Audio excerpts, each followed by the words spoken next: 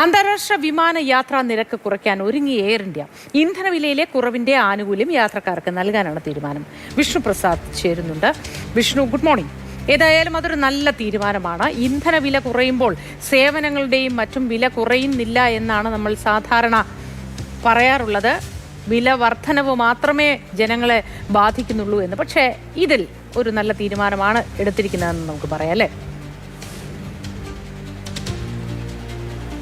മുത്തി, തീർച്ചയായും. കാരണം യുദ്ധം ആരംഭിച്ചതിന്റെ പശ്ചാത്തലത്തിലായിരുന്നു ഇന്ധന സർചാർജ് വിമാന കമ്പനികൾ വർദ്ധിപ്പിച്ചിട്ടുണ്ടായിരുന്നത്. ഇതിന്റെ കാരണം എന്ന് പറയുന്നത് വിമാനങ്ങളിൽ ഉപയോഗിക്കുന്ന വ്യോമയാന ഇന്ധനത്തിന്റെ നിരക്ക് വലിയ തോതിൽ ഏകദേശം 100%-ലേറെയാണ് ഒറ്റയടിക്ക് വർദ്ധിച്ചിട്ടുണ്ടായിരുന്നത്. ഇതിന് പിന്നാലെയാണ് യാത്രാ നിരക്കും കുത്തനെ ഉയരുന്ന തരത്തിൽ സർചാർജ് ഏർപ്പെടുത്തുകയും ചെയ്തിട്ടുണ്ടായിരുന്നത്.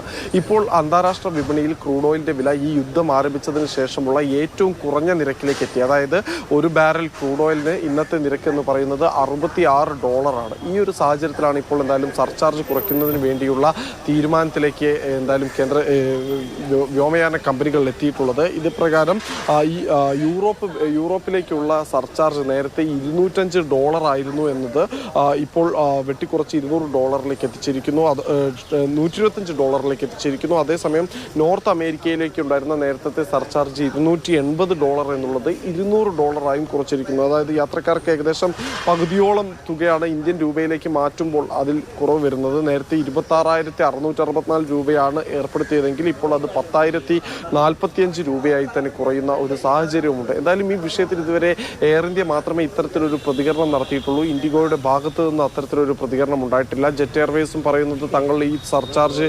ചുമത്തിയിരുന്നില്ല, അതുകൊണ്ട് തന്നെ ഇപ്പോൾ കുറയ്ക്കേണ്ട സാഹചര്യമില്ല എന്നതാണ്. എന്തായാലും വ്യോമയാന കമ്പനികൾ ഇത്തരത്തിലൊരു വില കുറച്ചത് പ്രധാനമായും പ്രവാസികൾക്ക് ഉൾപ്പെടെ വലിയ തോതിൽ ഗുണം ചെയ്യുമെന്നത് തീർച്ചയാണ്.